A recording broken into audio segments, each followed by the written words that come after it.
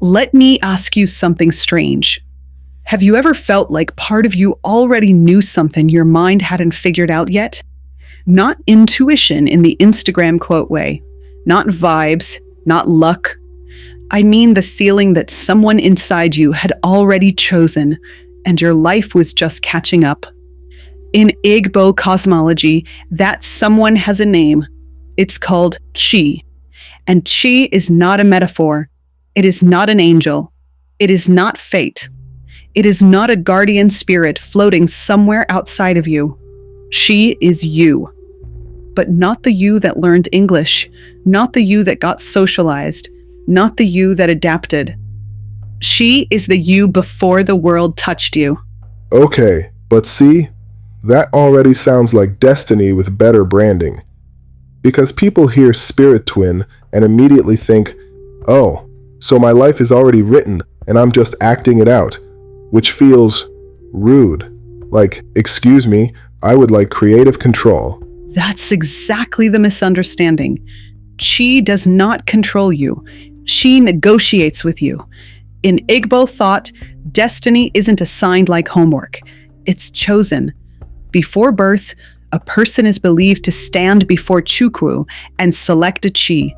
Not randomly, not accidentally. Your Chi represents the path your soul agreed to explore.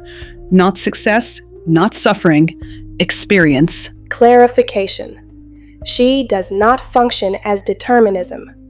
She operates as a baseline vector, a directional probability field that interacts continuously with choice, environment, and biological constraint. In simplified terms, you are not trapped by Chi, but you cannot escape it without consequence. See? Even the robot said consequences. And that's the part people don't talk about. Because Chi explains something uncomfortable. Why two people can grow up in the same house, with the same parents, the same resources, the same trauma, and still live radically different lives. Chi explains why some doors feel heavy even when they're open, and why some paths feel inevitable even when you fight them. So, what happens when you ignore your Chi? Because asking for a friend. In Igbo culture, there's a saying, Onye kwe, shi ya ekwe. When a person agrees, their Chi agrees. But the reverse is also true. When you live against your Chi, life doesn't punish you. It resists you. Things take more energy. Joy costs more. Progress feels delayed. Not because you're bad, but because you're misaligned. Observed correlation. Chronic misalignment often manifests biologically. Stress dysregulation, decision fatigue, somatic tension. In modern terms, you might call it burnout. In Igbo terms, you would say, my Chi is tired of arguing with me. That actually hits harder than it should. Because it's not mystical fluff. It's a system of meaning that understands something modern psychology is still circling.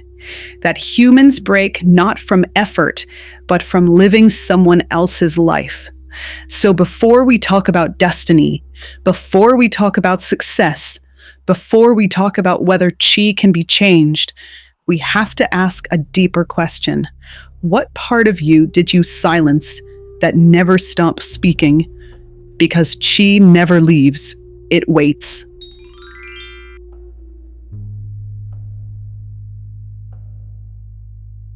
Before we talk about whether destiny can change, we have to talk about where it comes from.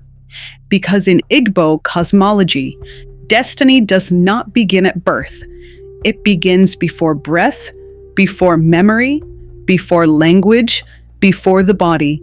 There is a moment described in oral tradition where a soul stands before Chukwu and chooses a Chi, not under pressure, not under threat, not under force, but with awareness. This is where Western thinking breaks down, because modern culture assumes that if someone suffers, it must be because something went wrong. Igbo philosophy assumes something else, that experience itself has value.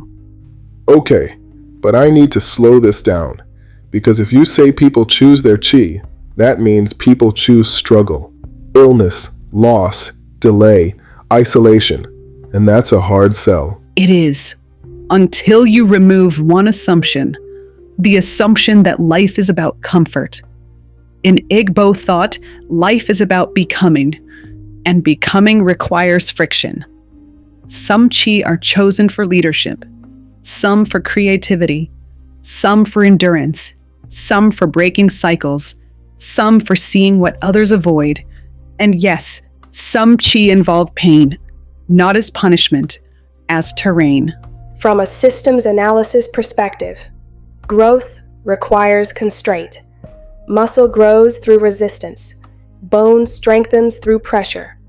Neural pathways refine for repetition and error. The assumption that a meaningful life should be painless is biologically inconsistent. Chi appears to function as a life curriculum, not a reward system. So, you're saying, some people aren't unlucky, they're just enrolled in a harder course. Yes, and that reframes everything. Because now the question becomes, why do some people break under pressure while others are shaped by it? That's not about willpower. That's about fit. A chi aligned with endurance does not experience hardship the same way. This is where people get mad. Because it sounds like you're saying, if you're struggling, you chose this, and nobody wants to hear that. I'm saying something more precise. You didn't choose the trauma.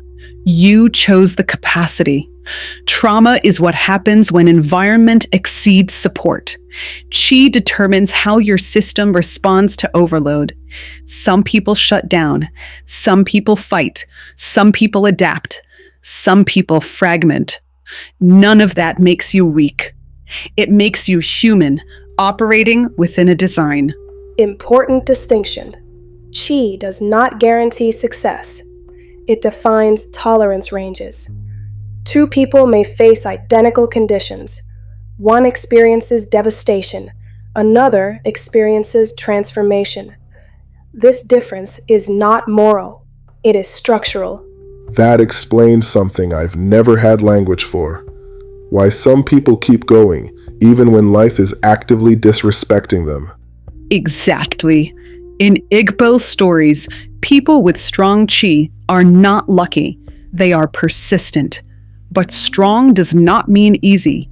In fact, strong chi often come with delayed success, repeated obstacles, early responsibility, loneliness, a sense of being out of place, because strength develops through use. So what happens if someone refuses the life their chi was built for? Like, they keep choosing safety when their chi chose risk. Then the conflict begins. And this is where destiny gets misunderstood. Destiny doesn't collapse immediately. It erodes. You feel it as chronic dissatisfaction, restlessness without reason, success that feels hollow, fatigue that rest doesn't fix. Not because you're failing, but because you're out of dialogue with yourself. Extended misalignment increases internal system load. Energy is spent maintaining an identity that does not match core structure.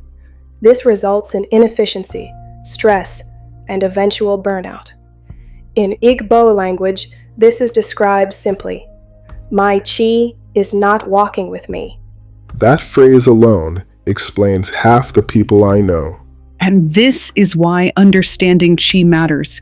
Because without this framework, people internalize struggle as personal failure. They assume they are defective, when in reality, they may just be off path.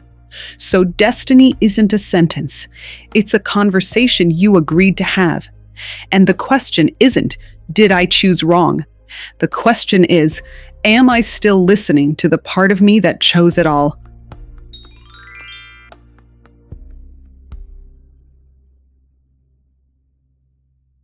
There comes a point in some lives where effort stops working. Not laziness, not fear, not a lack of discipline. You try harder, you plan better, You stay consistent, and still, something resists you. In Igbo understanding, this is not failure. This is your chi refusing alignment. This is where people start blaming themselves. They say things like, maybe I'm not disciplined enough. Maybe I'm just scared. Maybe I don't want it bad enough. But what if that's not the problem? What if the problem is direction, not effort? She does not stop you with explosions. It stops you with friction. You feel it as delay that doesn't respond to pushing, doors that open but never fully, success that costs too much, motivation that disappears the moment you're honest. This is not sabotage, it's feedback. From a biological perspective, resistance precedes collapse. When an organism operates outside its adaptive range, systems compensate temporarily. Over time, compensation becomes strain. Strain becomes symptoms. Symptoms become shutdown. Traditional frameworks interpreted this earlier. The body signals misalignment long before the mind accepts it. So this explains why people say things like, I did everything right. Why does it still feel wrong? Yes, because doing things right socially is not the same as doing things true internally. And she responds to truth, not appearance, not approval, not survival strategies that worked once but no longer fit. That hits close, because a lot of people build entire lives that look successful, but feel like suffocation. That's the quiet grief no one mains, when your external life is praised, but your internal life is exhausted. In Igbo understanding, this is described as living against your chi, not rebellion, not sin, but misalignment sustained too long. Sustained misalignment increases allostatic load. This manifests as chronic stress, anxiety without clear cause, depression that resists treatment, identity confusion, somatic symptoms with no clear pathology. Modern language treats these as disorders. Traditional language treated them as warnings. So when people say, my body just gave out, that wasn't random? No. Your body is loyal. It will carry you through lies for a while, but eventually it asks, how long are we pretending? And when that question goes unanswered, she withdraws cooperation, not to punish, to protect. That explains burnout in a way nothing else ever has. Not weakness, not failure, just refusal to keep line. Exactly. And here's the part people don't expect. When she says no, it doesn't always mean stop. Sometimes it means turn. A subtle pivot. A quieter truth. A path that looks smaller but fits better. Chi doesn't demand greatness. It demands congruence. Congruence reduces internal energy expenditure. When identity, behavior, and values align, systems stabilize. Efficiency returns. Clarity increases. Recovery accelerates. The organism resumes cooperation with itself. So, the question isn't, how do I push through this? It's, what am I being asked to stop forcing? Yes. And that's terrifying, because most of us were taught that stopping means failure. She teaches something else. Stopping can be listening. When effort stops working, don't immediately assume you're broken. Ask a different question. What part of me is done negotiating? Because when your chi says no, it's not ending your life. It's redirecting it.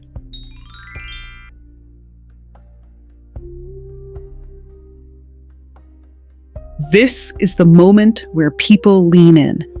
Because once you accept that she exists, once you accept that misalignment has consequences, the next question is unavoidable. Can you change it?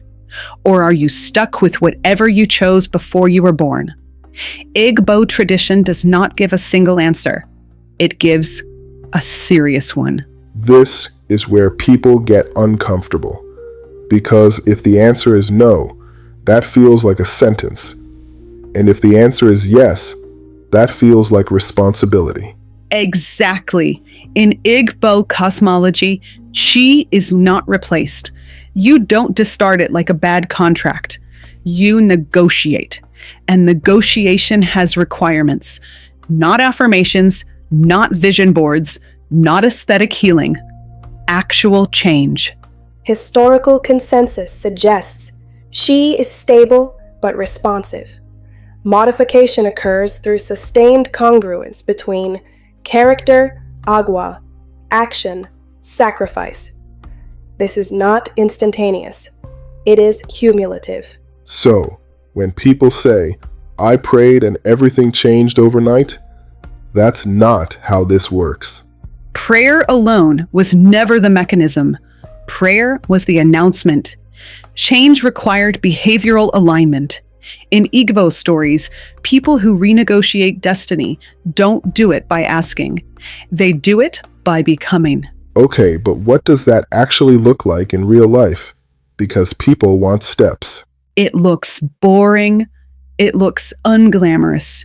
It looks like choosing honesty over approval, letting go of identities that worked once, ending paths that bring praise but drain you, accepting smaller lives that feel truer, taking responsibility without romanticizing suffering. She responds to consistency, not intensity. This mirrors neurological restructuring. Identity shifts require repetition over time. New neural pathways form through sustained behavior, not intention alone. Abrupt transformation narratives are statistically rare. Gradual alignment is biologically realistic. So, destiny doesn't change because you want it to. It changes because you live differently. Yes. And this is where people back out. Because renegotiating with chi costs something. Comfort, status, familiar suffering. You don't pay with pain. You pay with truth. That's the part nobody warns you about. Sometimes, healing means losing a life you were praised for. Exactly. In Igbo understanding, sacrifice is not punishment. It's rebalancing. You release what no longer fits, so energy can move again. That's why people who realign often say things like, I don't have as much, but I breathe easier. That's chi cooperation restored. Restored cooperation reduces internal resistance. Energy previously spent on self-conflict becomes available for growth. This produces what modern language calls clarity, vitality, purpose. Traditional language called it walking with your chi. So the real question isn't, can I change my chi? It's, am I willing to live in a way my chi recognizes? Yes. And that leads to the final truth. You don't change destiny to become someone else. You change it to stop betraying who you already are. She is not cruel, but it is honest. And if your life feels heavy, it may not be because you chose wrong. It may be because you stopped choosing at all.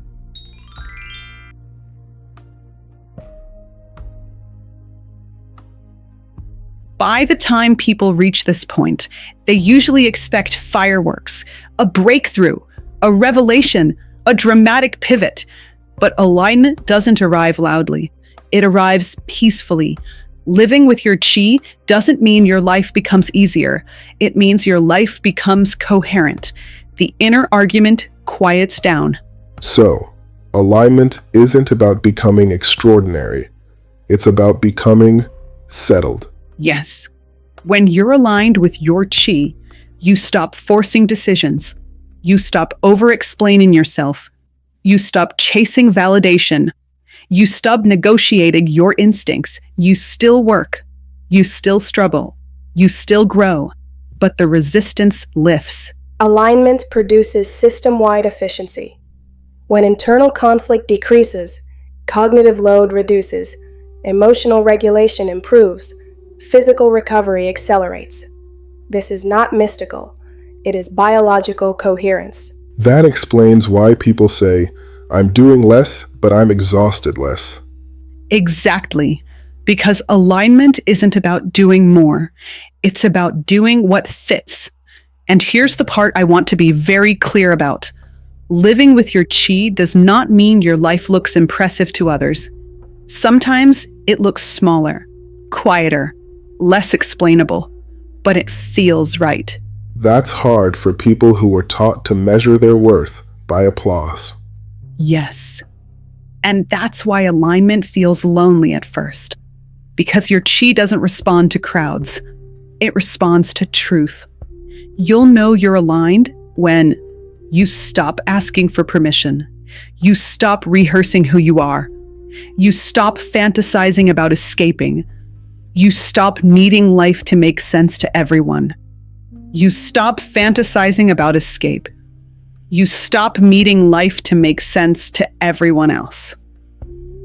Indicators of sustained alignment include reduced rumination, stable motivation, consistent energy, emotional clarity under stress. These are measurable outcomes, not beliefs. So if someone is listening to this and thinking, okay, but where do I start? What do they actually do? You don't start by changing your life. You start by telling the truth, the one you keep avoiding, the job you secretly resent, the role you perform well but hate, the identity you outgrew, the dream you buried because it wasn't practical.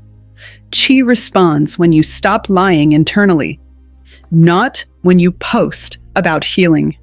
So, alignment is less about transformation and more about permission. Yes, permission to be congruent, to live at the speed your nervous system can sustain, to choose paths that don't require performance, to accept that ease is not laziness, to trust that peace is productive.